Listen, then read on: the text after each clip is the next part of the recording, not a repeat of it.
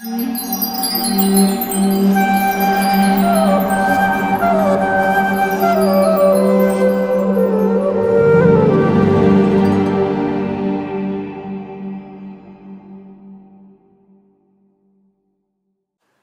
was living in New York on the Lower East Side with some hippie friends. I think a lot of people know that, Keith and Howard. And of course, like everybody else, we were taking drugs. And we thought we could find a mystical truth through drugs, which a lot of the hippies were doing that. That was what everybody was into. And we would read the Tibetan Book of the Dead and the Zen books. We didn't read much Hindu stuff. We read some Shankaracharya. Then Keith and Howard went to India. And I was left alone with the cat in the apartment. But I began to understand that I'm never going to find truth without a teacher. But how would I ever find a teacher? I had been to see the Zen master in San Francisco, and he was very impressive, a glowing man. He was like a light bulb, and very jolly and laughing. But somehow I knew he wasn't my spiritual master.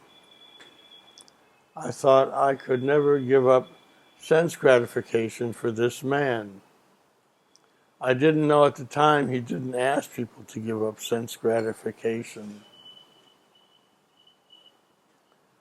And so I went back to New York. One night at my cousin's house in Oakland, I had a dream. And I dreamed I was in a beautiful forest. And there were ducks quacking and green leaves everywhere and beautiful music. And I woke up and I thought, what was I dreaming? I said, somehow or other I thought, that forest must be New York. I don't know why. New York is nothing like a beautiful green forest. But I borrowed some money from my cousin's husband and took a bus to Chicago. And my parents bought me a bus ticket the rest of the way to New York. Then I got to New York. I said, well, good to be back in New York. What's waiting for me here? But then, now it was a scene of total sense gratification. Just anything you wanted was going on in New York, and especially on the Lower East Side. One day I happened to notice something new. There was some kind of a Krishna place. So I had heard of Krishna. I didn't know anything about him. Keith, who later became Kirtanananda, told me Krishna was always painted blue because he would meditate in the snow. So someone told me later he must have seen a picture of Lord Shiva meditating in the snow and thought it was Krishna. Anyway, every day I would walk past the Krishna place, but I didn't think much about it. Then one evening I was walking down 2nd Avenue and I heard this music. Ching, ching, ching, ching, ching, ching, ching, ching, ching. I thought, what is that music? It's so attractive. I have to go hear it. It must be a Puerto Rican church. You know, there's a lot of Puerto Ricans in New York. So I followed the sound and I came to the Krishna place.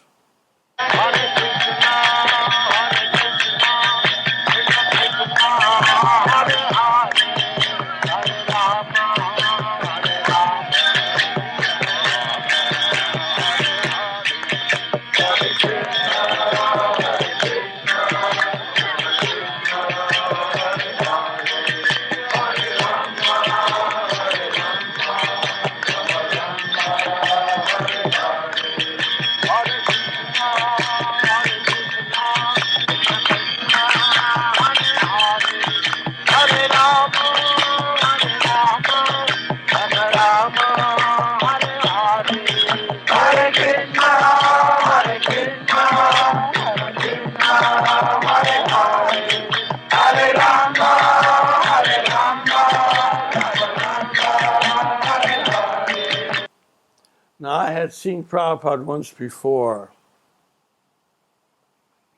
If you've read Lilamrita, you know that Prabhupada stayed with a certain Dr. Mishra in New York. So I had seen him there, but I didn't speak to him. And another time, I went with a friend named George. Another time, we were driving around the Lower East Side, and we saw Prabhupada on the street with a young man with a beard.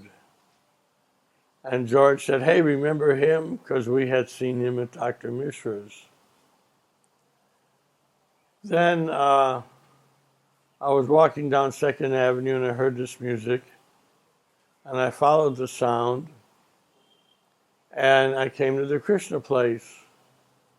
And there was the man from India and a few young men sitting on the floor chanting a mantra.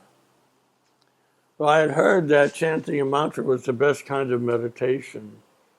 And I tried chanting the name of God, God, God, God, God, God, but I couldn't keep it up. But they were chanting a mantra. So I thought, maybe this is what I'm looking for. But Prabhupada was doing this. He was chanting, but he was moving his head like that. So I thought he doesn't want me to come in. But then I realized he was just moving his head in time with the music. So I walked in and sat down and started chanting. As best I could, there was no sign what the mantra was. So I didn't know whether it was Hare Lama, Hare Rama. But I did the best I could. And then Prabhupada lectured. And during his lecture, he said, the supreme truth, the supreme absolute truth is a person. And I thought that was the most astounding thing I had ever heard. Because I had been reading these Buddhist books, and they never give you any hint as to what the truth is. If you find it, you will have eternal happiness, but we're not going to tell you what it is, right? You cannot say it is. You cannot say it is not. You cannot say it both is and is not. And you cannot say it neither is nor is not. So you don't know any more than what you did when you started. I like how that comes out in Chinese. So, bu shi shi, bu shi, ye bu shi. So here is someone who can tell me what the absolute truth is. I thought, have I found my teacher? So I started coming regularly every Monday, Wednesday, and Friday night. But then I began to have a doubt. I thought, I can see that the Swami is very honest. He's not cheating. He is a very honest person, but he may also be misled. After all, many honest people are also misled. How can I know? Well, the next time I went, when Prabhupada lectured, he said, I only teach what is in Scripture. Then I thought, if he only teaches what is in Scripture, there's no harm in coming. I had that much faith in Scripture because it was only because I knew of Scripture and that I read Scripture that I even knew there was truth. So I thought Scripture would be my best guide. So if the Swami was only teaching what was in Scripture, then there would be no danger. So I started coming regularly, and so did my friends Keith and Howard. And one day I was standing in the temple. The temple, we called it a temple. It was an empty storefront. And I was standing there, and a young man named Raymond came up to us. I was standing there talking with Howard. And a young man named Raymond came up to us and said, you know, we have a meeting every morning at 6 o'clock in the Swami's apartment. Why don't you come? I thought, well, that might not be bad. I said, what's the name on the doorbell? And he said, Bhakti Vedanta. And I was very happy because I could understand what that meant, Bhakti and Vedanta. So the next morning, I got up at the early hour 5 o'clock, this ungodly early hour. I walked over to 2nd Avenue, and I walked in the hallway. The hallway was next to the storefront. I saw the Bhaktivedanta doorbell, and I pressed it, and then I heard the buzz of the electric lock opening the door. So I went in and walked across the courtyard, up the stairs, and into the apartment. And I stood in the doorway, and the apartment was a typical Lower East Side apartment. On my right was the kitchen. No, on my right was the bathroom. On my left was the kitchen, and then 2 rooms in front of me. And Prabhupada, or the Swami, and the devotees were sitting in the room on the right-hand side. So I walked in very carefully so as not to make any noise, and sat down, and looking at Prabhupada. He had such a powerful voice. He was actually, physically, he was small. He only stood this high, but he was so powerful. And I listened to the lecture. And then after the lecture, again, Raymond came up to me and said, there will be a class on Sanskrit now if you'd like to stay. But I was new and a little shy, so I went home.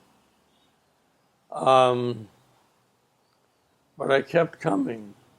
So the question now is, what made me decide to stay when so many people came and decided to leave?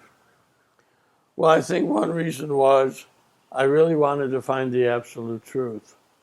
When Prabhupada said the truth was a person, I didn't think of Krishna. I thought of some kind of ghostly, ethereal person, But I thought if the Swami can give me a clue to the absolute truth, then I'll stay with him. So that was why I stayed. All right. Now, I thought that the Swami was going to take a few people and go to a mountain cave and give them the secret teachings. So some of the guys were already doing some service. One would say, I'm doing this for the Swami, and another one would say, I'm doing that for the Swami. So I thought I'd better get in on this, otherwise he won't take me to the mountain cave, So I went one evening to see Swami, because at that time anybody could just go upstairs and walk into his apartment. And I said, is there something I can do for you? And without hesitating, as if he already knew what I was going to ask, he said, yes, you can take notes in class and type them up. So the next day in class, I started to take notes. One young man gave me a book on speed writing. It's a kind of shorthand, but you can do it with regular letters. But I didn't know what kind of format to write them up, and I hadn't been in college for years. So I kind of did a question and answer format. And that night, I went upstairs to show my work to the Swami. And Prabhupada was looking at it, and I was looking at Prabhupada. And when his head bowed down, as he's reading, his head is downward, his cheeks would puff out a little bit. It made him look kind of like an angel. And I noticed that his mouth looked like the mouths on ancient Indian sculptures, the shape of it,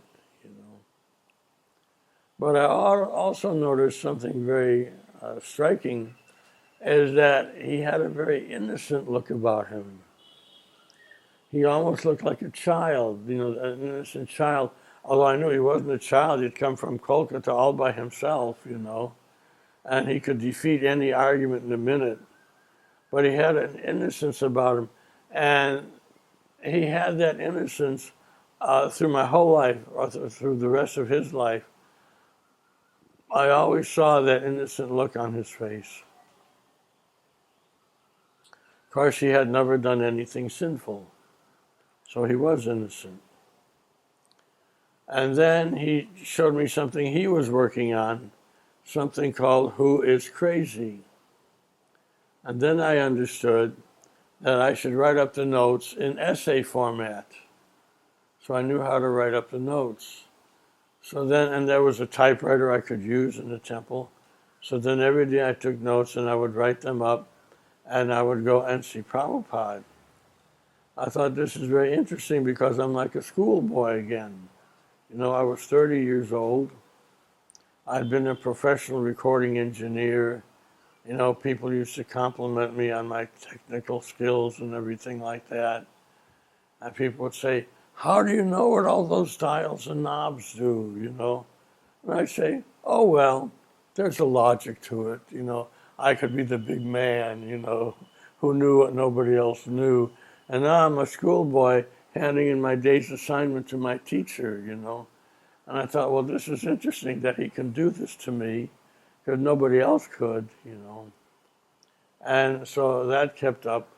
And Hayagriva was editing Prabhupada's Bhagavatam because when he came from India, he brought these old Bhagavatams with him. I don't know where mine have gone.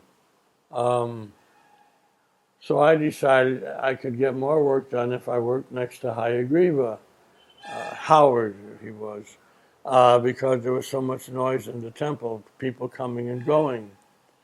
So I went upstairs and sat next to Hayagriva, and we were both working, but Hayagriva and I together, we couldn't resist talking.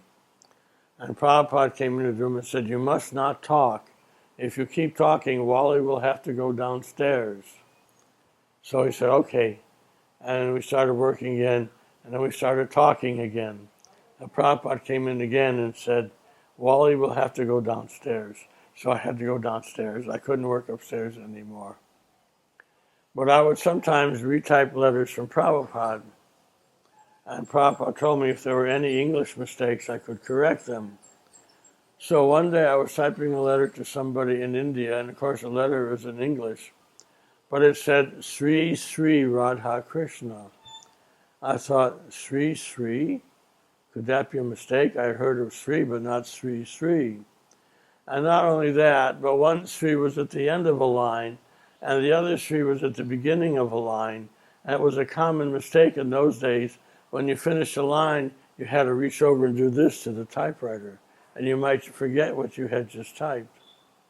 So I went into the next room, and Prabhupada was standing there. And I said, Sri Sri Radha Krishna? And Prabhupada said, yes.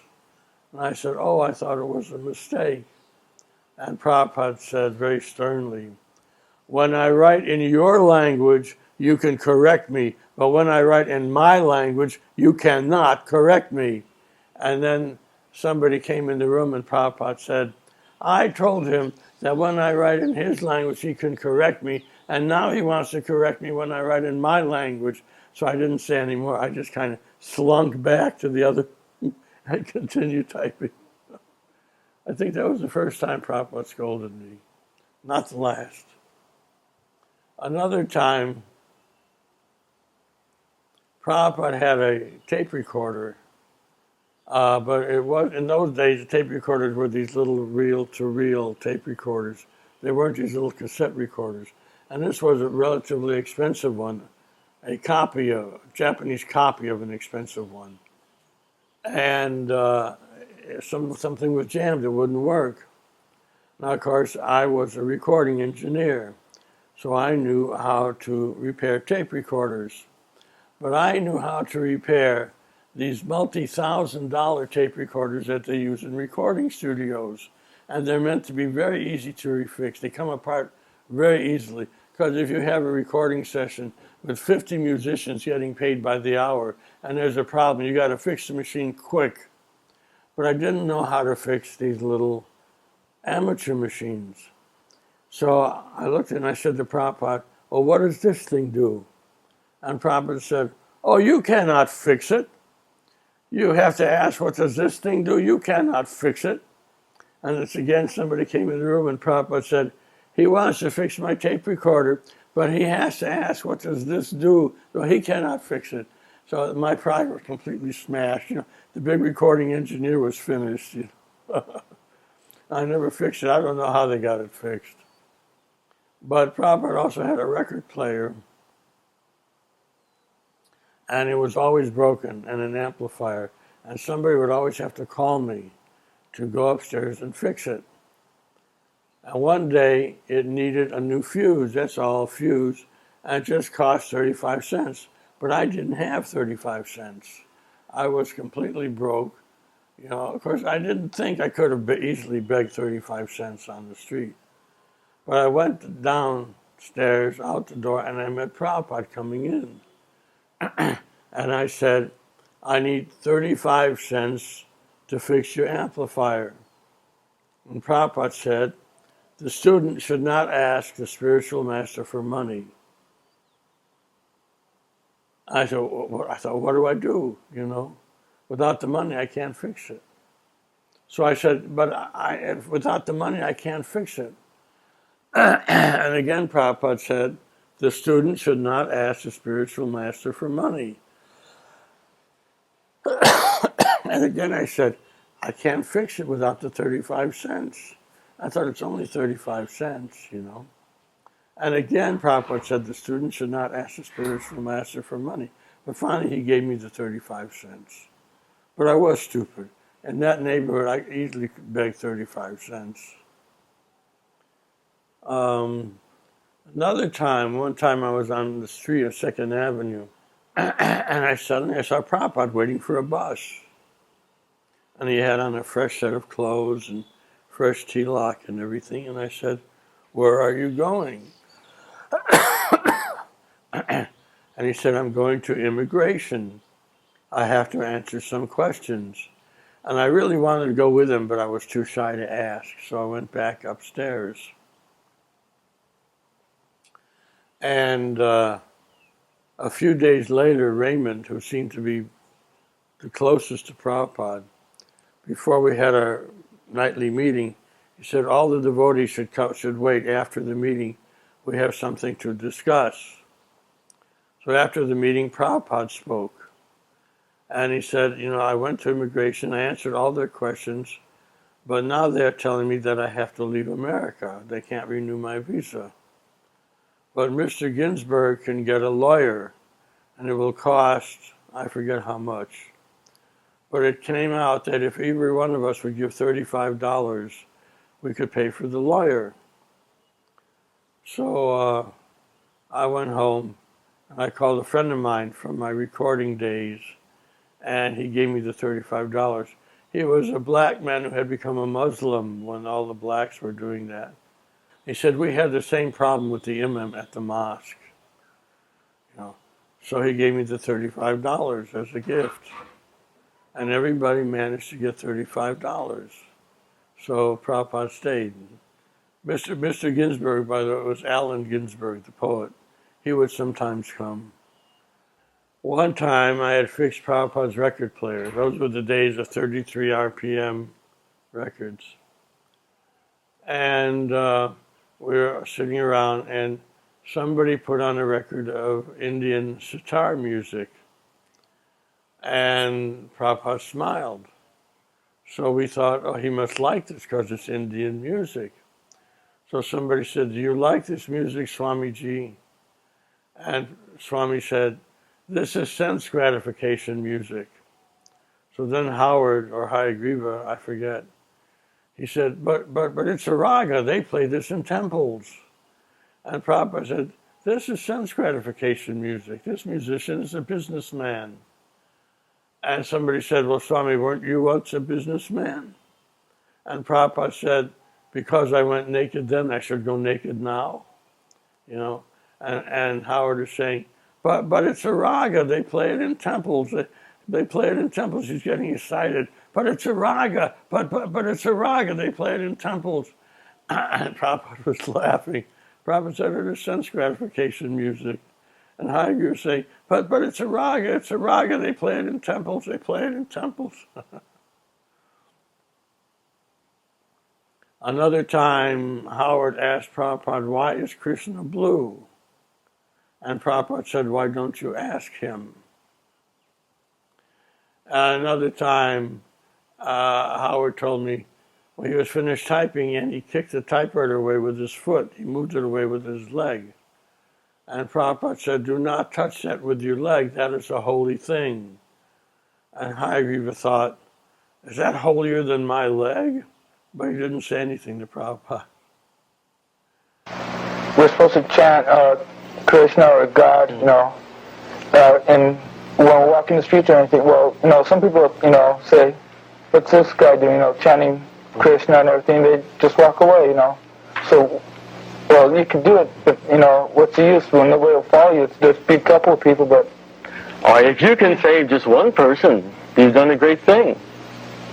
First of all, you have to get your own self started on this path of back to Godhead. And then you can transmit. So what if people think you're crazy? You're a Christian. Look what they did to Jesus. Look what they said about Jesus. But he never stopped because not enough people would follow him. He never stopped. In fact, he encouraged all of his disciples, even if people revile you, even if people say bad things about you, still you continue and you'll be blessed. Therefore, we cannot worry as long as we know that we are strictly following scriptural injunctions and that we are completely blameless. A devotee of God must be blameless on every level. Then if people think we're crazy, what can we do? Actually, one who is not trying to love God, he is crazy, because he does not know what is the benefit of human life.